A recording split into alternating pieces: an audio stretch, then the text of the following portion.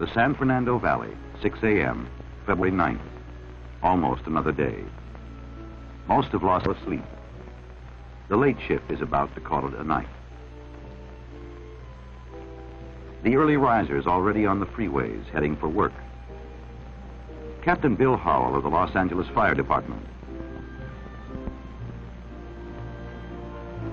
Arthur Mickelson and Milton Gahn, two technicians in a pickup truck, heading out just before dawn to install a microwave relay station in the mountains.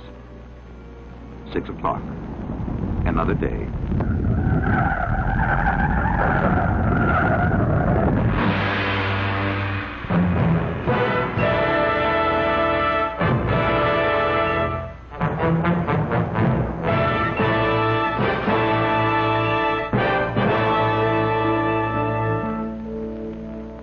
Just before dawn, a massive shock rippling out of the mountains just north of the San Fernando Valley.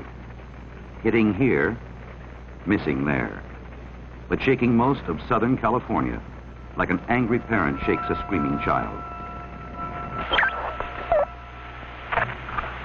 At Parker Center, downtown headquarters for the Los Angeles Police. Attention, Mount Lee radio station is blocked by several landslides. Unit 2A17, we're not reading you. Change your location and rebroadcast. This is a SIG alert. That's Adams from south to Santa Barbara.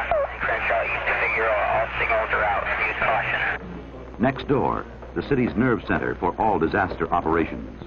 The Emergency Control Center is swinging into action. Be advised, you're on attack alert. And all units in the city. Be advised, you're on attack alert. Do not go into watch. 062.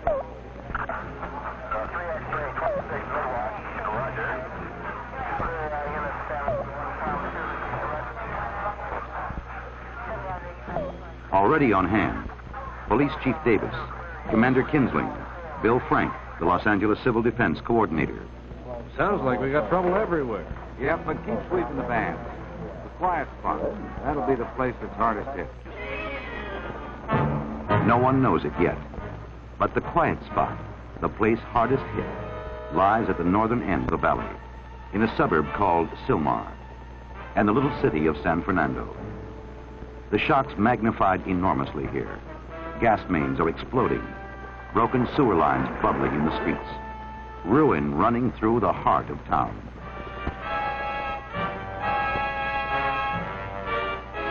The first to arrive at San Fernando City Hall, Mayor Paul Macy and Marguerite Moran, Civil Defense.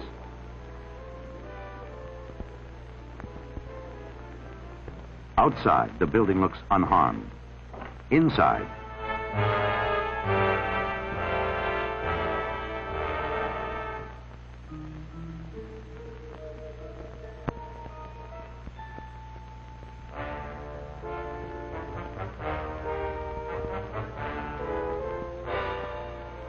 Where's the emergency operations plan? Somewhere under this mess. others are rallying. Police, rescue units, the first volunteers. But San Fernando's in deep, deep trouble. All right, now look, George, here's what we're going to have to do. Our generator's been knocked out, conked out. We're going to have to use this as an emergency command post. So messages are going to come from the desk out here to you. What we want to do is set up an emergency command post on the mall, seal the whole mall off, so we'll have units 24, 25, and 26 cover the mall area. Units 24, 25, 26, cover the mall. Be aware of looters. No one knows how extensive the damage is. But quickly, volunteer rescue teams are being organized, moving out to search the ruins.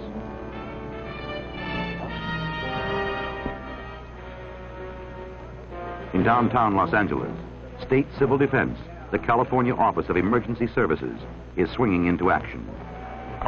With caution, we'd like to have everybody stay home, stay off the street, stay out of the... Already, the news is clicking out to the state capitol in Sacramento and to Washington, D.C. The President's Office of Emergency Preparedness, the agency responsible for coordinating all federal assistance in time of major disaster. Governor Reagan, I'm calling for the President. He has told me to be sure that all federal resources that can be used are gotten on the ground immediately. We'll be helping you in every way we can. Here, let's move out right now. I want you down there as soon as possible. Darrell, The situation's still unclear, we need to get on out to Los Angeles. but obviously serious enough for George Lincoln, the director, to begin mobilizing disaster specialists from all over the country. Dispatch top aides from Washington to the scene. I will call the vice president and tell him the situation, suggest that we go on out tomorrow morning, and I'll probably be with him. Yes, sir. I'll get started right away. In the Pentagon, the director of the Defense Civil Preparedness Agency, John E. Davis, offers full support. All right. Find out what they need and get it to them. On Mount Lee, high in the Hollywood Hills, rescue trucks from the Civil Defense Training Center are starting down the mountain.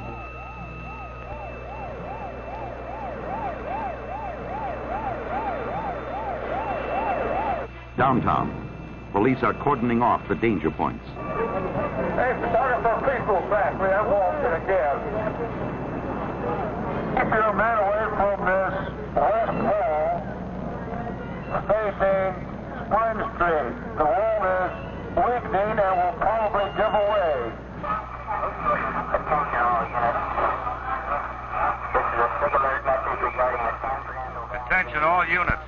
Traffic on the Golden State Freeway northbound and southbound, Roxford to a point 2 miles south, Roxford 2 miles south is dangerous due to major damage to the freeway. Both the Golden State and San Diego freeways to the north are in a state of collapse. This is where Captain Howell barely escaped with his life, and the two men in the pickup truck didn't. Fires everywhere.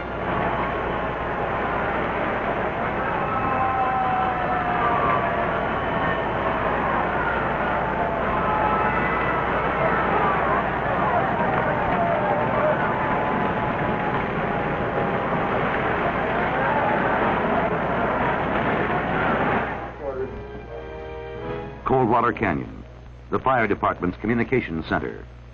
Emergency calls are funneling in from everywhere, except the Northern Valley. Respond on a possible heart attack. 15589 Briarwood. But now, the first word from Sylmar leaks through. Steady. Right. What? Okay, Cap, the Ology Sanitarium collapsed. They say they've got about 500 people they need to evacuate. What we send them? We'll send them everything we have in the area.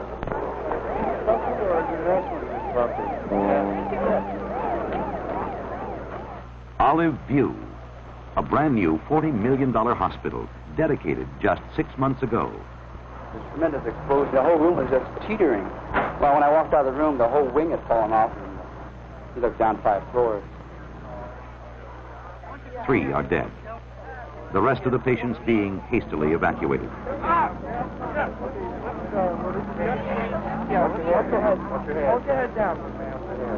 It just shook and shook and shook, and the wall just opened up. It scared the, out of me. What did you do after that? I ran to my bed and popped on it, grabbed a hold of it, and held on. That's all I could do. Now helicopters are fanning out to find out what else has happened to the valley. There's a pretty good loom up out there, the west. Deputy Fire Chief Kenneth Long.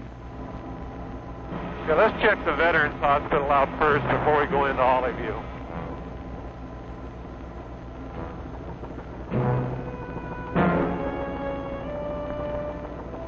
God, look at that building that's down there. All right, let's drop down there in that grassy area and find out what's going on.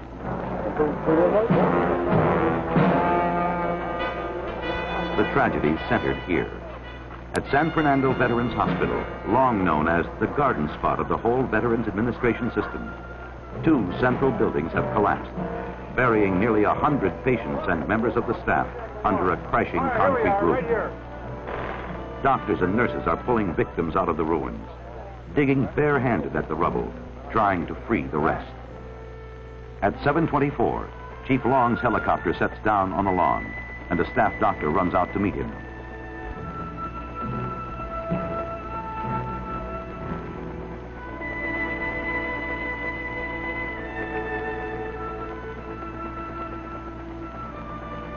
Cold water from Chief Long. Do you read now?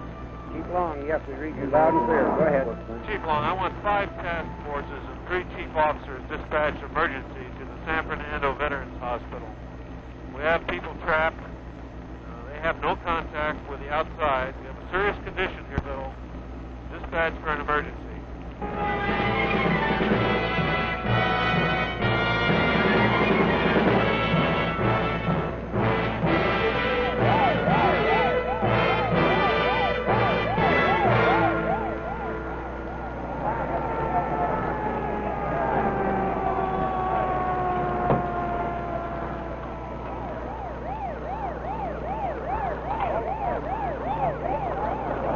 The fire and rescue units pour in. But desperately needed is heavy construction equipment to cut through the concrete roof. Luckily, it's close at hand. In Tujunga Canyon, the Army Corps of Engineers has a construction crew working on a special project for the Office of Emergency Preparedness. Within an hour, it's been moved to veterans. The digging out begins. What we need, we can get the port of power. And see if we can bulge this up a little bit and pull this out. We'll have to give it a try.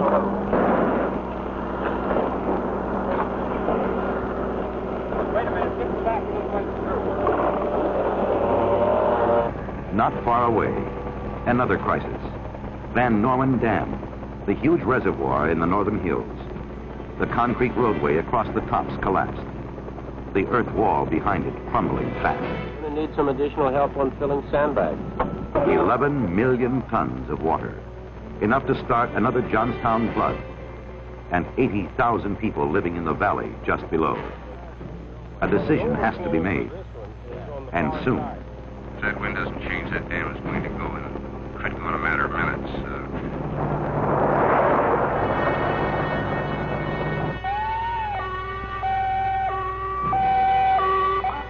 Attention all residents. We are evacuating this area immediately. Some are willing. I started worrying when I saw the first broadcast what was left of the dam. 2 feet of mud is not enough. Others less so. You mean you're standing here and the dam's right above your house and... I'm going to take a chance. I have a boat in the garage, too. I think I'll pull that out. Yeah. Just in case. You never know. All people in this area must leave immediately. You have 1 hour to evacuate. And soon, everyone's moving out. Taking the dogs with you? I believe it, too. They're pretty good talkers. Keep anything going fine. For the city of Los Angeles, and Los Angeles County, too, disaster response is a sophisticated, large-scale operation. Both have enormous resources to call on. Modern equipment, good communications, thousands of firemen, police, other trained professionals. For little San Fernando, civil defense is something else. A handful of city employees, and a disaster plan depending largely on volunteer help from groups like Red Cross, Salvation Army, the Citizens Emergency Mobile Patrol.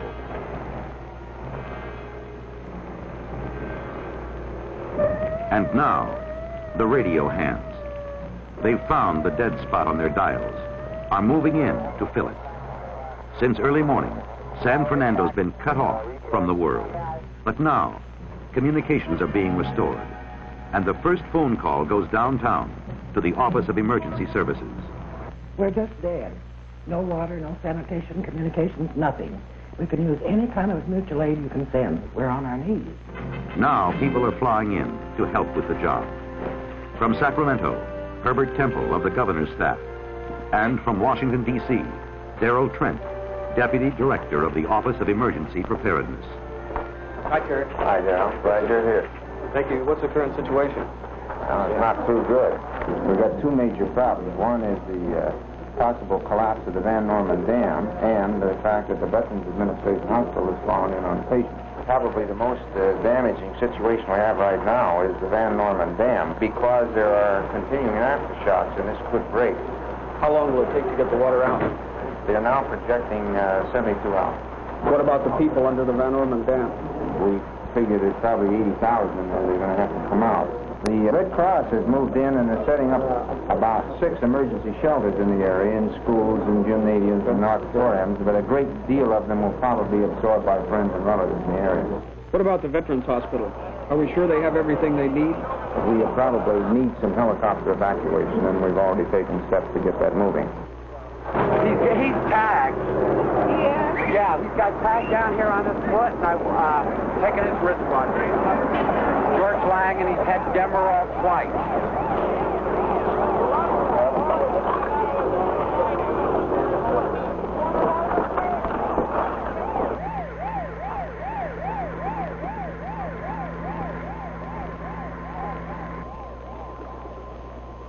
Governor Reagan's arrived from Sacramento, and rescue crews have just uncovered a pocket where some of the kitchen workers are trapped. There's a woman by the name of Ellen in there. That's my mother. That's the one they've been talking to. Well, they've been talking to her. Apparently, she says that she's all right. Yeah. But they thought that Grace was beside her, but she couldn't see her. Well, from all indications, the fireman says that she seems to be all right. She's even asked for a glass of water. That's typical of her. Now, wait. Let her relax. Just rest there a minute. Now I'll get my leg out of the way. Okay?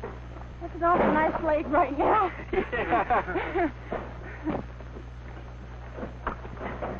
Okay. Well, we get up a little ways. The pipe on your left. You can stand on. Here she comes. All right. There it goes. You don't want to go back. No, just take it this way. Here's your mother, sir. That's all right. Now, the other girl that's alive, yes. Yeah. She's about 7 foot down there. All When the right. light comes in, we can still see. All right. Oh, that's okay. Down You don't need that. That's all right. How do you feel, Helen? Come on. Come on. Check you over.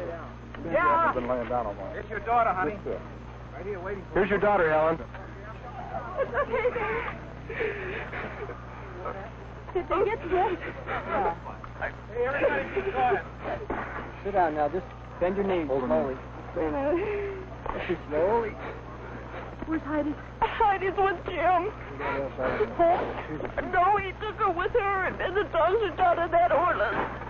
Okay. It's all right, Jim. It's okay.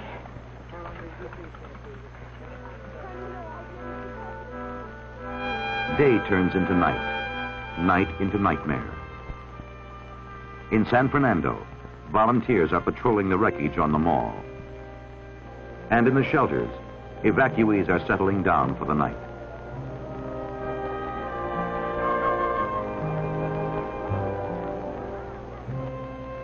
How do you feel? Tired. I'd like to go home. The second day. Early in the morning, Air Force Two sweeps into Los Angeles Airport, bringing the Vice President and George Lincoln, Director of the Office of Emergency Preparedness, to survey the damage. I just talked to President Nixon less than a half an hour ago after I finished the briefing session, and he's terribly concerned. He was in an earthquake himself. He happened to be going to Whittier College in 1933 when the Long Beach earthquake occurred. And of course, he remembers very well the collapse of the high school auditorium there, the damage to the grade school, and he said, you don't want to be in another one if you've been in one. Already, the president's proclaimed the earthquake zone a major disaster area, with all agencies of the federal government directed to render maximum assistance. Downtown, both state and federal people are working hard to deliver it. And a new Disaster Relief Act, just signed by the president, has given them new tools to work with. Federal assistance is no longer limited to helping restore essential community services. Now it's been broadened to bring relief to individuals, the disaster victims as well. And 6 one-stop disaster assistance centers are being set up, where they can go to find it. Temporary housing, rent-free, for those in direst need. Aid on mortgages and rents for others in danger of losing their damaged homes. Legal services, liberalized small business and farmers' home loans, unemployment insurance, re-employment aid for those whose jobs have been wiped out, food stamps and surplus foods for the hungry, help in removing debris from private property.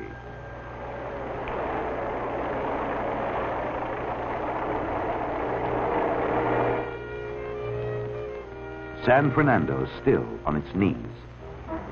No water. No water? None. No water, no gas. All water in the San Fernando Valley and the city of San Fernando is contaminated, and citizens are advised to boil drinking water. You don't have any water at your house? It's not good at all. Terrible. Really? I live in Van Nuys, and I came all the way here to get some water, but it's so terrible. Already a call has gone in to Joseph Quinn, Deputy Mayor of Los Angeles, asking if San Fernando can borrow from the city's water system. Well, go ahead and hook them up. Do everything you can to help. We'll worry about the legal question later. And downtown. What are we doing about the situation?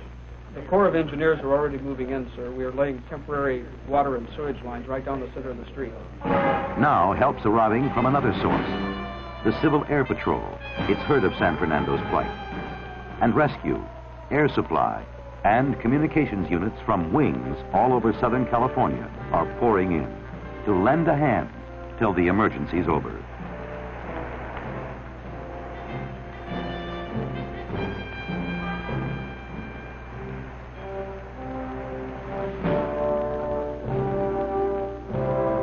Gradually, the town's gaining ground. The evacuation center has been set up at San Fernando Recreation Park.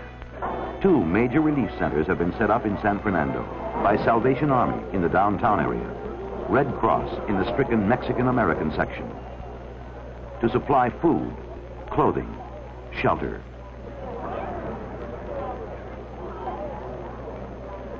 Another night in shelter. Van Norman's still too full for safety, and the natives are getting restless.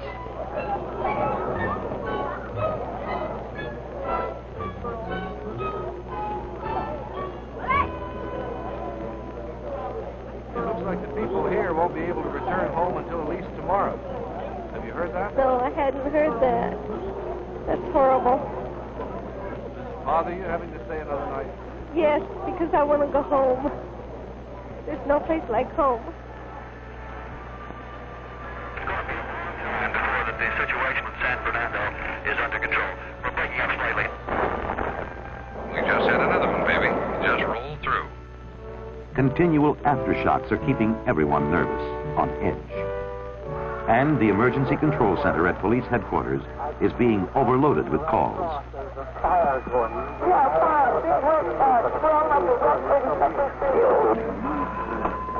Emergency control center. To relieve the strain, a citizens' information center is set up by Civil Defense in the Public Works hearing room at Los Angeles City Hall. Emergency control. The schools, just a moment. I have a list of schools right here. In a way, California's been lucky. It's been a medium-sized quake, even minor, compared to what could happen someday. But if the shock had come a few hours later in the morning, when schools were full and freeways crowded, the death toll might have reached the thousands instead of 65. But more than 30 schools in Los Angeles alone will have to be demolished and replaced. The freeways rebuilt. $1 billion worth of damage repaired. For the federal government, it means a record-breaking expenditure under the new Disaster Relief Act. Nearly $500 million to restore essential services and help people get back on their feet. And a long way to go before it's done. At Veterans Hospital, rescue workers are into their 59th hour. Hey, we got a live one. The last live victim to be pulled out of the wreckage, Frank Carbonera, a 68-year-old baker on the kitchen staff, is rushed to the hospital. His anxious family brought to his side. Did you ever get up any hope? Yes, we did. How do you feel now? Nervous and shaky. Come here. I don't want to get involved. You related? Yes, my father. Did you ever get up any hope? I'm afraid we did last night. Did you? Yes, he's been in there for 59 hours, and he has such of emphysema, and we were really worried. It was dusty and dirty down there. What is it? And in Chicago. All our... I guess he's just a strong man. I don't know. What did he think about while he was down there? Frank, what did you think about when you were down there? What were you thinking of when you were down in the... I was good. Now, finally, the pumps have done their job. Attention, folks. Good news. Van Norman Reservoir is down. You are now free to return to your homes. Going home, but often to things like this.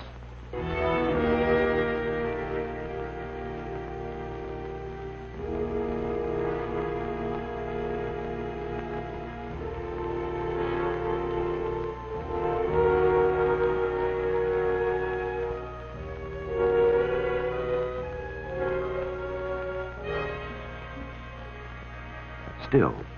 Well, now that you've lived through it all, how do you feel? I don't think little trivial things are going to matter worth a damn anymore. Going home. And so, in a different way, are the 36 patients and 10 members of the staff lost at Veterans Hospital. Charles Preston George, Salvador B. Gonzalez, Winfield Greer, Bay L. Jones, Mrs. Clarissa Lee, Goodwin Austin LaPointe. A final service for old soldiers who aren't supposed to die, but only fade away. William A.